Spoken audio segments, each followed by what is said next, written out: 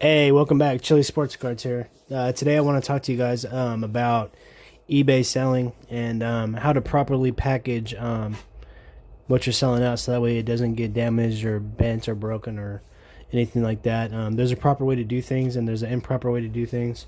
I've gotten cards in the mail that were packaged very poorly and damaged. And as a seller, if you buy from me or as many other sellers out there, a lot of people do things the right way. If you're gonna decide to sell stuff on eBay, and have a store and make a business and stuff like that, this is just based on sports cards alone. But anything that you ship out, you want to ship out properly. So today, I sell sports cards. So sold this Walker Bueller card right here. It's in a plastic. There's some little black, but it doesn't matter. It's basically just to protect the case from getting scratched up and stuff like that. So that way, when the buyer gets it, they're gonna have a really clean case, and they could put a different plastic coating on there and stuff if they want to. This is just something I had from something else that I had bought, I think, and so I'm just gonna reuse it. But yeah, so what you want to do is something like this alone, just in a bubble mailer. I have the guy's address written on it because I'm gonna ship this out today. If I was just to put the case in here, that would be okay because it's already in a case and it's not gonna damage the card. But I wanted to go the extra mile and put the plastic on there and also a cardboard with some tape. Okay, so something that just slides in. And then I could put the whole entire thing inside a bubble mailer, and so you make it get in there basically. That way it's super tight and secure. I got the address written on the front to the guy that's going to be receiving the card, so I don't want to show the front, just to protect the buyer's identity, stuff like that. And I got some tape inside my car that I keep in my car, so when I get to the post office I'll put a nice piece of tape on there. And so there's one thing that I sold, and the other item I sold was a Kevin Pillar Tops Update camo card number to 25. I think I sold it for $5. It might have been $3, I don't remember. But they also paid for posting, shipping, and it was like $4. So I got the cardboard ready. Always use it's I got a penny sleeve, the top loader. I always use the blue electrical tape. You could use masking tape, which would probably be just as good, but this is just really easy to see what I'm saying? It's really easy to take on and off. Since this card was in a top loader, it didn't really get damaged or anything like that. So I'll put a bigger piece of tape on there, and so that way it stays secure. And I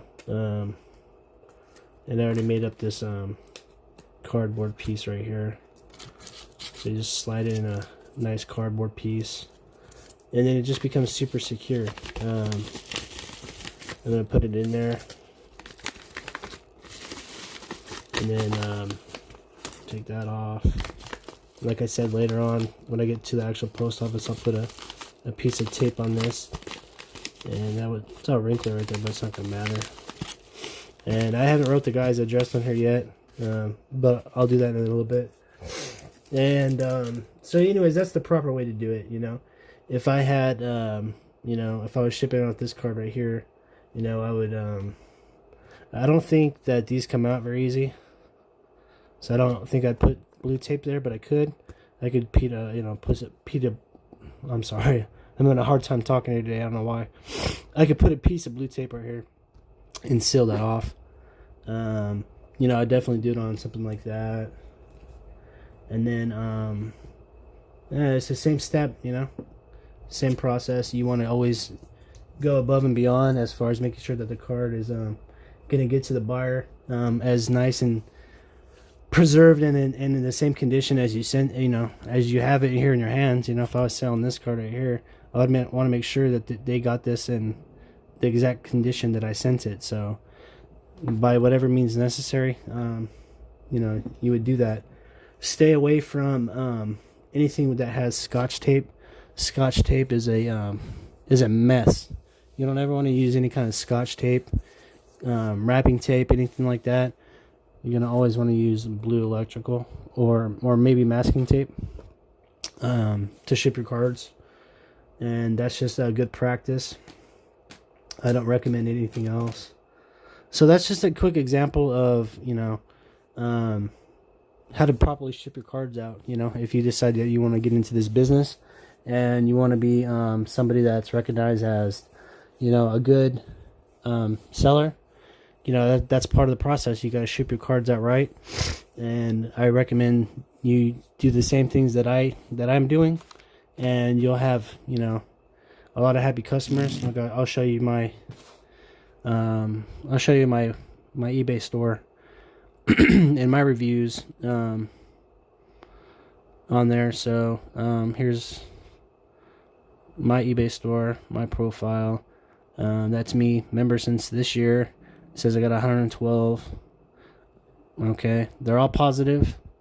I'm a buyer and a seller, so this is as a seller. Quick shipping, nice card, thanks. Bunch of A's, excellent. Fast shipping, great eBayer. Thanks for working with me on the sale price. We talked about a price on a card, obviously. Thank you for the quick shipping. Arrived quickly and well packaged. Quick shipper, pleasure to deal with. Awesome seller. Great service, great seller, great eBayer, great card. Fast shipping. So it goes on for a little while. And I appreciate all the positive feedback that I get from my customers. I definitely try to make sure that I am a good seller, somebody that can see read my stuff and will know that I do good things. I package them well. I take the time to make sure that my customers are satisfied, and they're gonna get good quality cards from me. So I expect nothing less from everybody else, and just follow what I do. Do something similar. I'm not saying do everything exactly the same way, but it's a good system using the blue tape and cardboard. And the bubble mailers are fine. Obviously, if you're gonna ship out something a little bit more, you're gonna want to use a bigger box. You could use the prepaid postage boxes. You always go first class, so that way you can ship stuff and you can let the customers track it. You don't want to ship stuff in a cheap white envelope with no tracking and stuff like that, because as a seller, you're not going to get paid anything until the item gets delivered to them. What happens is the postman, he'll take an envelope like this, and they put on a special sticker thing on there, and it gets scanned there, and then it gets scanned when it gets delivered. And then when you're selling something, you're gonna when I ship something, I'm gonna have to enter a tracking number, and then when that tracking number gets delivered and scanned, that's when eBay and PayPal, they relinquish the funds to me, and I can put it I can just transfer it to my checking account or whatever. So that's how it all works. If you guys have any questions at all regarding the process, and you want to see in depth more detail about how something might get sold, or how you put in the tracking information and all that type of information, I don't know if I can put in real tracking, because that's something that's private between me and a seller. But I can show you and go through the process without maybe entering the right number or something like that, so you guys can just get an idea of how it all works. I know that before I started selling anything on eBay, I learned as I went. I had to call PayPal, I had to call eBay. I had questions. I wasn't exactly sure, on some things, and I watched videos on how to properly package cards, so that way I, could be the best, seller and packager as I could be, and that's what it's all about, guys. Just a quick little video I figured I'd make real quick, because there's something that I'm doing right now. I had sold a couple cards, and I figured that some people might be interested. in that process. So thanks again. I appreciate everybody. God bless. Please like, comment, subscribe, share, and leave a comment. And I'll get back to you guys on that. And then have a great, blessed day. I'll talk to you later. Thanks for visiting. Talk to you later. Bye.